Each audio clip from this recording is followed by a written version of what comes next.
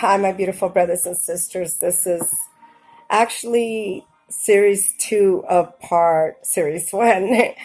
It's still on element. I didn't finish doing the whole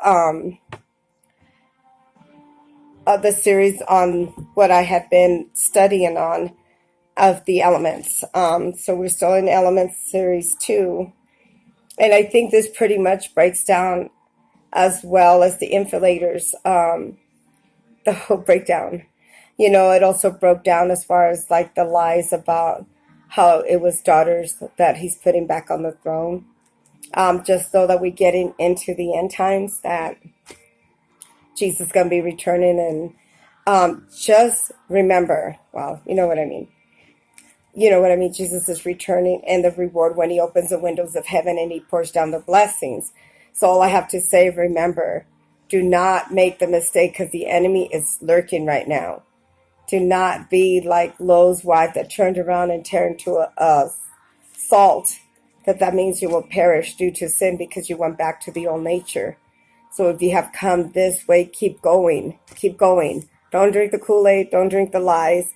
And I think this is the perfect opportunity to be sharing this. I'm going to go back and copy paste and as well post the Bible verses of the series that I did yesterday and I'm going to do today. And it talked about the elements of the world.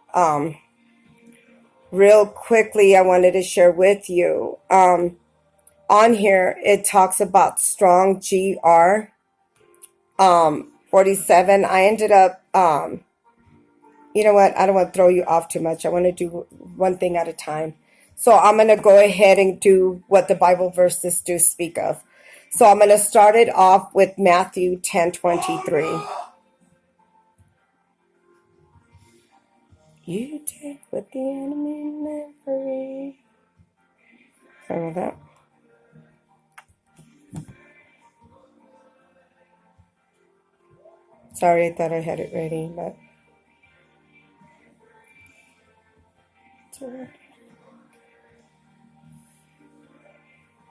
so Matthew 23, in case you have to take notes, and this is really to help you on this journey.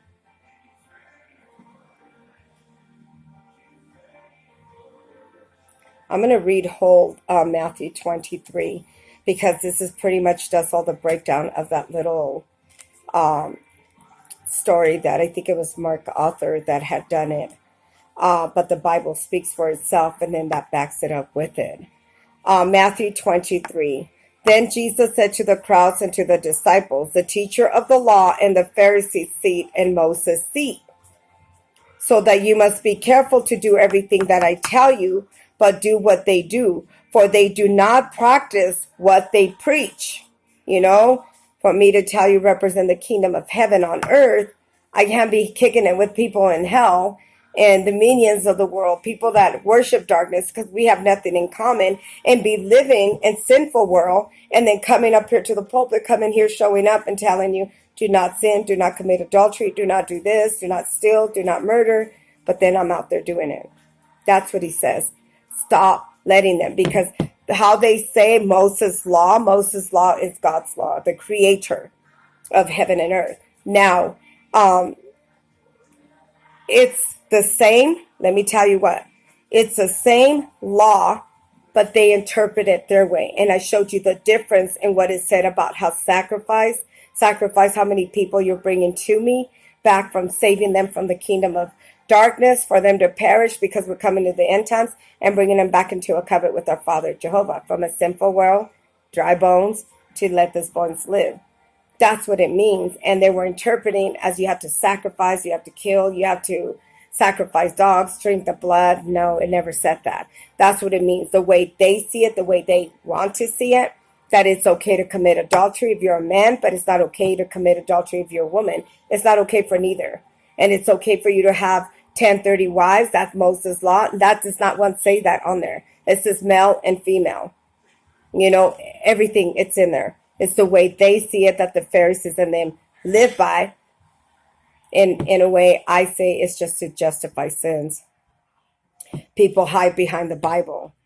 to justify this sinful world and say, well, I serve you, Father. You see it, it's in the Bible. Well, I'm serving you. I do this. I pay my tithes. I do this. He said, but your heart is far from me. You know, you're not preaching the truth. You're not preaching deliverance to my daughters. You're not preaching deliverance to the world. And I read that on here for you, how it said doesn't even let us talk to the Jews to sit there and have them so they could be saved. Their family could be saved. You know? So that's why I said, you know, if you're in there, you know, if you see somebody next to you, preach to them. Somebody that doesn't know God, do you know God? You know, He is coming. Read them a Bible verse. Go to church. You know, if you know them well, then take them or have them meet you there or make arrangements with the churches. Some churches provide a little bus that'll pick them up for the elders, you know, like pray over them if they can't make it in, you know, just be a difference like that, you know, little things. That's sowing good fruit in your tree. It says they tied up the heavy, it says cumbersome loads and put them some on other people's shoulder, but themselves they're not willing to lift up the finger to move them. They want you to do it, but they're not doing nothing to change. That's Moses. That's the way they see that Moses' law says. And it doesn't say that. Everything they do is for the people to see, but make their own peltries wide and the tassels of their own garments long. They love to place honor in banquets and most important seats in the synagogues. They love to be greeted and respect in the marketplace, but be called rabbi by others. But you are not called as a rabbi, for there is one teacher, and you are all brothers. And do not anyone each of your father, for you have one Father that is in heaven, nor that you be called instructors, for you have instructor, the Messiah. The greatest among you will be the servant. For they exalt themselves and they humble, but they humble themselves to be exalted. Like, look at me, me, it's about me. No, it isn't. It's about who we're serving as our Father. He chose me to preach the word. He chose you to preach the word, but it's not about me. It's about the Creator that sent me a message for you the way He sent somebody for me and saved me is for me to relate that message to you. Everybody preaches different. I could tell you, hey, you do it this way. At the end of the day, you learn your way. But it's just to have somebody that needed, like I needed direction, like, Bible verses to learn the Bible, that is, I could direct you. But how you study and how you do it is two different things. But I could also point out in how the world sees that Bible verse opposed to what God really says in the Bible and back it up with Bible verses, Woe to you, teachers of the law and Pharisees and hypocrites, that you shut the door of the kingdom of heaven to people's faces. Yourself do not enter, neither would you let those enter who are trying to be. Woe to you, teachers of the law and Pharisees and hypocrites. You travel over the land and sea and win and single converted. And when you have succeeded, that you make them twice as much as a child of hell as you are. Woe to you, you blind guides. You see that if anyone swears by the temple, it means nothing, but anyone who swears by gold in the temple, that is bound of oath. It says, you blind fools. He said, which is greater of gold, a temple, or the gold of the scared? It says, you also, if anyone swears by the altar, it means nothing, but anyone that swears by the gift of the altar is bound by that oath. What happened to Daniel? That's what it means. You don't want to bow down to the God right there, but you can't bow down and pray to your God. He said, woe to you, Pharisees and scribes, you hypocrites.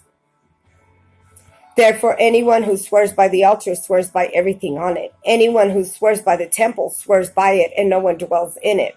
Anyone who swears by the heavens swears by God's throne, but one who sits on it. Woe to you, teachers of the law and Pharisees, and you hypocrites, that you give tenth of your spices, mint and dill and cumin, but you neglect the most important matter of the law, justice. Practice the latter without neglecting the former. You blind guides, you strength of the gant and the swallow of the camel. Woe to you, teachers of the law and Pharisees and hypocrites. You clean the outside of the cup and dish, but inside they're full of greed and self-indulgence. Blind Pharisees, first clean the inside of the cup of dish, and then the outside will also be clean. Woe to you, you teachers of the law, Pharisees and hypocrites, for you are whitewashed tomb. This is which look good and beautiful on the outside, but inside you're full of bones of dead that are everything is unclean. In the same way, your outside appear to be the people of righteous, but inside you are full of hypocrisy and wickedness. Woe to you, teachers in the law and Pharisees, and you hypocrites! You build tombs for the prophets and decorate in the graves of the righteous. And you say that we lived in the days of our ancestors, but we would not have taken a part with them shedding the blood of the prophets. They want to participate in. If you're so much of God and you're hearing that and you could sit there and make a difference, it's doing the right thing when it's wrong. When they see it as wrong and you know it isn't, why would you participate in something? You don't need to be a follower. Be a leader of your own self. Make your own decisions. Don't make somebody else make them for you. Go ahead and complete what your ancestors started. You snakes, you brood vipers. It says, how will you escape being condemned to hell? Therefore, I am sending your prophets and sages and teachers, and some of them you have killed, crucified others, and you flogged the synagogue and pursued them from town to town. And it's true. It's true. You sit there and you go to another town and you're preaching over them, you're praying over them, you're telling them, they're sinful people that are up there in the pulpit, but then they're pointing fingers and saying, oh, that girl was doing this, that man was committing adultery, that woman was doing that, but what are they doing? The point is to say, I was a sinner, but I have given myself totally devoted, totally surrender myself and living by the ways of my Father Jehovah, which is the 10 Commandments, which is Moses' law that came from my Father, heavenly, and yet they want to sit there and say that, but they're not living by the law, Once upon I will come, you righteous, once upon, it says, and so upon you will come all the righteous blood that has been shed on the earth, and the blood of the righteous Abel to the blood, and the blood of Zechariah, the son of Bechariah, whom you murdered between the temple and the altar. Truly, I would tell you this, it says that this will come in this generation. Jerusalem, Jerusalem, you who kill the prophets and stone those that send you to them. How often have I longed to gather your children together and let the gathers her cheek under her wings, and you will not willing. Look for your house that you left in desolate, for I would tell you, you will not see again until you see. Blessed is he that cometh in the name of the Lord. And that one really pointed out Matthew 23. Sorry. I don't know why I did 10:23, but it's brought me to Matthew 23. But with that being said, it totally just nailed it shut in what my Father is saying. But I'm going to go to Matthew 10:23, and I will also post that because it all has to do with what I'm preaching right now. It says, when you prosecuted in one place and fled to another, truly, I would tell you, you will not finish going through the towns of Israel before the Son of Man comes. And now I'm going to go to what I found in here. It says, the earth will also work as the therein. The God prophetic language is the earth that will come into the land whom the prophet was speaking, that this is the earth, the Christ that was sent to Israel. This is the same earth that he sent to the disciples, and to whom he warned that he would not finish going through the cities of Israel before he came again. And that's Matthew 10:23 that I just read. The earth is God's footstool. Isaiah 66:1. And God cast the beauty of Israel down from heaven to the earth and did not remember his footstool. Lamentation 2:1.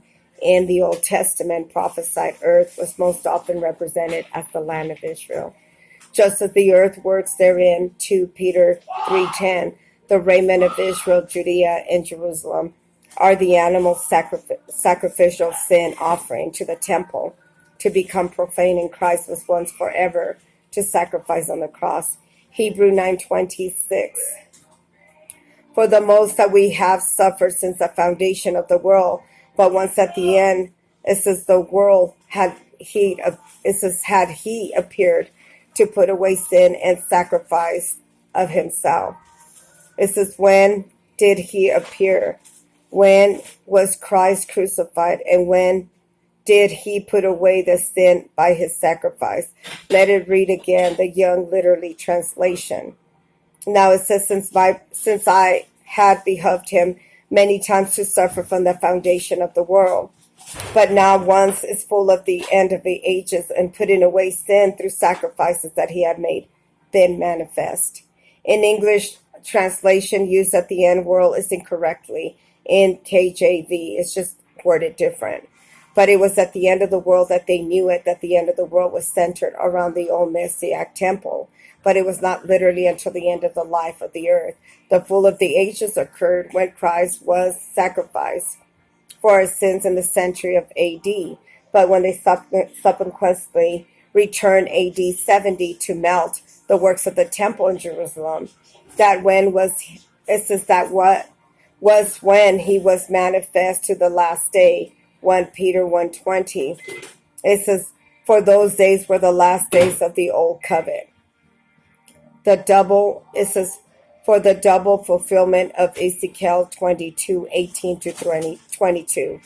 It says, 18, Son of man, the house of Israel, to me become dross, and all the brass and tin and iron would lead in the midst of the furnace, that even the dross of silver. 19, therefore thus says the Lord God, behold, you all become dross. Behold, there it says, therefore I will gather you in the midst of Jerusalem. 20, all they gathered silver, brass, iron, lead, it says lead and tin in the midst of the furnace to blow away the fire upon, and they melted.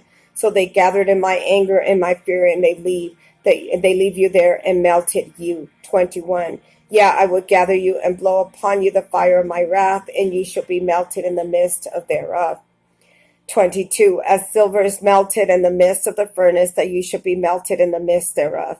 And you shall know that I, the Lord, had poured out my anger, that he had bent the bow like the enemy, and he stood on the right hand at the adversary, and slew all that were pleasant in the eye of the tabernacle of the daughter of Zion. He poured out his fury like a fire. Brass and iron and lead, silver. These are the physical natural elements that have been melted in fiery furnace. Here melted is the strong Hebrew 54:13, and it is called the nathak. That it means poured out, melting the elements aloud with them in relapse, and it reformed God's judgment upon the wicked that poured out. That the word that indicates a metaphor. Now, what I'm learning as I'm reading this, that they speak the elements of the world, the infiliators of the world, they speak in numbers. They had one, and they mix it in to try to put it. If you read it, you're able to use your discernment in what it's trying to say. Like it used strong Heb, which is Hebrew 54:13, Strong's, with apostrophe S, Hebrew HEB 54:13.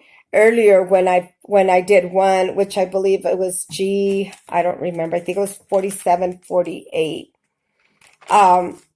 It brought out AKA twin flames, which is a demonic world. But that's how they speak, that they speak to each other. But the twin flames means it's a demonic world, that he doesn't want to serve that world as you see it. Because everybody knows in God's world, in the Bible, it says we become one bone, one flesh. We don't become twin flames. And when I when I Googled that to bring what it said it in there, because they speak in Roman numeral numbers and in Hebrew alphabet. And that's how they do it in there to communicate with each other. Because if you know the Hebrew alphabet off the top of your head, but if you say, oh, it's strong GR, you don't know what the GR stands for, they do. And you say 47:48, and then they go look that, they already know they're communicating what it is that they have to look for. That's how they communicate. And I Googled that and I found it. And this is in here that I'm going to copy paste in there for you. It says brass and iron means, that it means to pour it out, melting the elements, and allows to be reshaped and formed. God's judgment upon the wicked will be poured out like the fire, and it indicates the metaphor. God's fiery judgment is poured out like the fire burning elements. That is sinful, wicked man in the AD 70 that had the temple in Jerusalem sacrifice his son, Revelation 1:7. Oh, let's see what Revelation 1:7 says.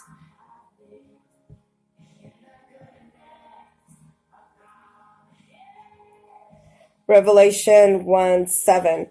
Look, he is coming with the clouds, and every eye and everyone will see him, even those that are pierced with him, and the people of the earth will mourn because of him.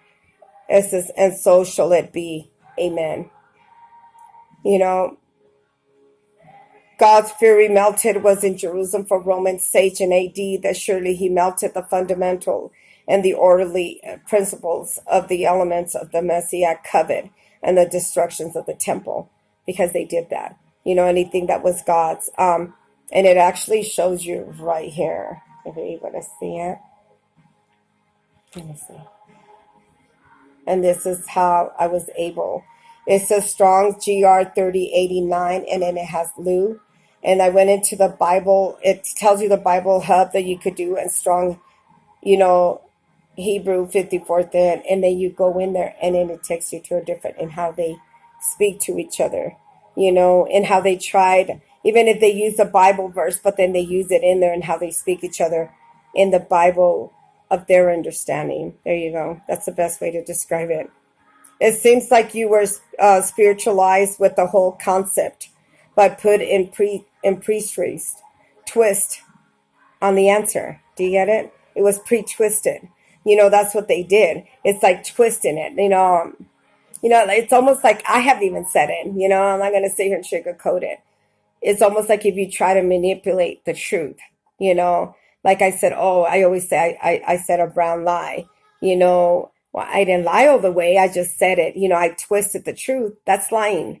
You know, you're just trying to manipulate it so you could sugarcoat your lie. You know, and you don't do that.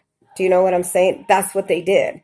You know, it's like twisting it the way so you could see, well, you know, it's not that bad. Like with me saying, well, I said it, you know, I like, okay, let me tell you how this is what I have done a couple times.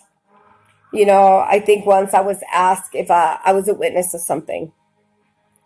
And I was asked, did I see that man do it? Well, no, I didn't. They didn't ask me, do you know who did it?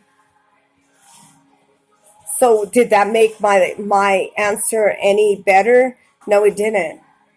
You know what I'm saying? I just answered what they wanted me to answer. You know what I'm saying? Because that's what they asked me. So in my eyes, I was like, I'm not lying, because they didn't ask me, did I see that man beat up that man? Well, no, I didn't see it. I saw somebody else do it, but it wasn't him. Do you know what I'm saying? But they didn't ask me that. So all I said was that. So does that make my answer any less than somebody that's telling the truth or a lie? No, because it's almost like I could have said, no, you know, hey, you know, I seen him do it. But instead I figured, well, that's all they asked me. So I left it as that. It didn't make me a liar. But I also could have, you know, spoke the truth. But in my eyes, I was like, well, they didn't ask me that. Do you know what I'm saying? They didn't ask me that. So I didn't answer that. That didn't make it right. It was wrong. It's the same thing that they're doing. They see something and it's almost like they're twisting it. But of course, it's much worse. But it's just an example of what I would have called kind of almost like manipulating the truth. You know, because they didn't ask that. I didn't answer that, but that wasn't the question. Do you know what I'm saying? And this is exactly what it says. It seems like to you, they spiritualize the whole concept and be put in twist of the answer. How does it fit? You get what I mean? You get what I mean? It's like twisting the answer. That it says, does it fit earlier verses, namely 5 and 7? That actually refers to the physical creation of the biblical cosmologic creation, and why it is contrast in creation of the worldwide flood of Noah, and suddenly now it's physical. Did I miss something? It says, did the worldwide flood Noah's day destroy the world, or was the people as physical cosmos still remaining in the flood? But the judgmental fell upon the wicked people, Genesis 8:21. I will again curse the ground and more of the man's sake, but the rainbow around the thorns seen. In Revelation 4, remember God's promises and indicate the limited judgment on the worldwide destruction. According to the Bible, water rose and covered the highest mountain in many months, leading to the death of anything that lived on the land, including the birds. The physical event was physical consequences, while it did not include the heavens and the sea below, but the earth, but definitely the worldwide. The rainbow was an indication how God will never again destroy the earth, land in Hebrew, and the water that is destructions with the fire. So God was honoring the rainbow promise by using the water. It says the first promise in Genesis 8 was not qualified by water, but it was unqualified by promise. The fire of the metaphor was God, that his prophecy and judgment, that you can substitute God's judgment. Whenever you see fire and prophecy, in fact, you use both water and flood and fire, but same verse, for the destructions of the nations of people. And then it says Micah 1:4. This fire, Peter's another prophecy, his judgment against the wicked of Jerusalem, the temple that he poured out in AD 70. So the rainbow and the thrones of Ezekiel 128, the judgment against Jerusalem's nation, land, and region. Now, I will remember my covenant between me and you and every living creature and all the flesh and waters, that shall never again become a flood to destroy all flesh. And that is in Genesis 9:15. Peace. This is the elements spoken that are fundamental and principle establish the precedents of the demands that are put on the handwritten document, such as the Constitution of the world, and is governed by the Constitution of the United States. Example, constitutions. The rudiments of the elements are the world, for them documents of men that abide by the fight. It says by, and they fight over. That we are his people and supposed to be separated from the world from these things, but yet it is certain fleshly minded. It says man introduced a type of handwritings or ordinance and dogmas and the churches that it should not be. People that are them that fight each other over persons versus persons, churches versus churches, the tradition, transmission of man handed down to one generation and to another, and they have stayed. And the dogmas means the beast system. And you can look it up, like dog and then mass, Dogmas. Colossians 2:18, beware, at least if any man spoil you through the philosophy of vain deceit, but other than tradition of man's after the rudiments of the world, but not after Christ. And then it says the elements are fundamental principle of the world produced by man, governor, powers and principalities set in high places. Constitution of the body is fundamental principles established in precedents. And this is according to which is the state other than organization acknowledged to be governed. It says tenet, the principle and belief, especially for one main principle of religion or philosophy. His people do not walk in the manner of the nations. This is putting outside the world style constitution documents into the churches that they should not be. That we're instead keep God's statutes and his judgment within our church gatherings and not to come up with our own handwritings and patterns of the world documents to govern ourselves by, but under God's government by handwriting of the church of dogmas. And they were subscribed for fleshly minded men who have no understanding why be subjections to the elements of the world. And this backs it up with Leviticus, and I'll close it up and do two. Leviticus 2:22-23. It says that ye shall therefore keep all statutes and all judgments to do them in the land, whether I bring you or dwell therein, spew you out, and that you shall not walk in the manners of the nations which I cast out before you, for they committed all things, therefore I adore them. And I'll close it up then, post that up, and then I'll do video 2 of series 2. Shalom, shalom. Have a wonderful, amazing day.